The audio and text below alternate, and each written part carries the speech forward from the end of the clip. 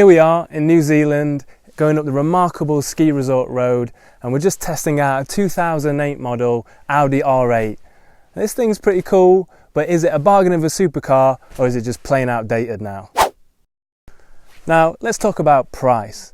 So if you were to get a 2008 model Audi R8, it'll set you back about £30,000 or £40,000, $60,000.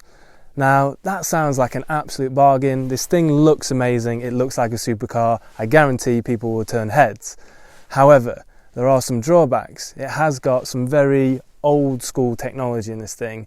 The R8 gearbox, not so good. And when you compare it to something like a 2016 M4, where it's got dual clutch transmission, a similar sort of brake horsepower, twin turbo V6 or V6 inline 6, sorry guys, then it depends what you want. If you want something that'll turn heads, then you probably want this. But if you want something you can drive and have some serious fun in, I kind of prefer the M4.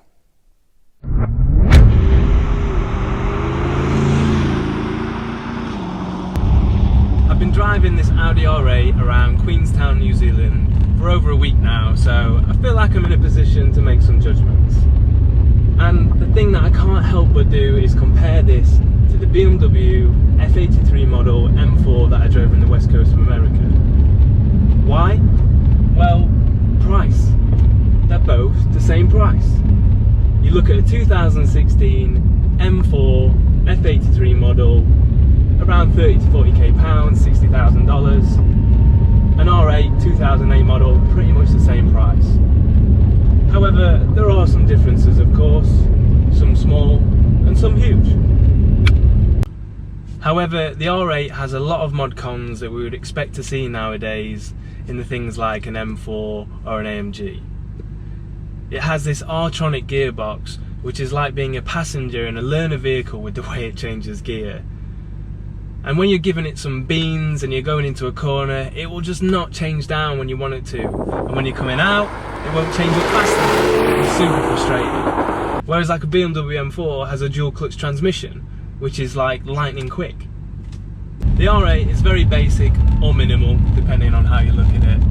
But it does kind of feel like an old car.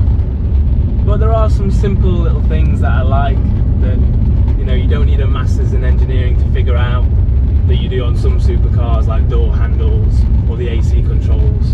On this car, they're super simple and very intuitive. Now, handling wise, it doesn't feel as responsive as an M4. Now, I know I'm being a little bit harsh here because I'm comparing a 3-year-old car to an 11-year-old car, but you've got to remember, they're the same price.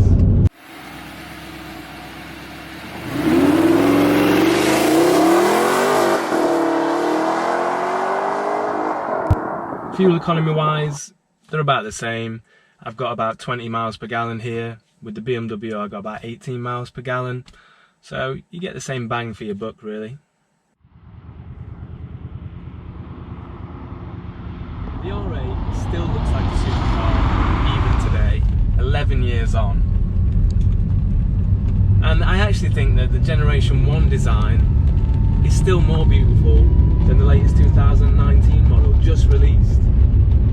Whereas the M4 is kind of cool, but it's not going to be turning heads like this will be. This is the kind of car that you go to your Sunday roast at the pub and everyone's ogling at your weapon. By weapon I mean car, for you dirty-minded folks. And all you have to pay is 40k. Bargain.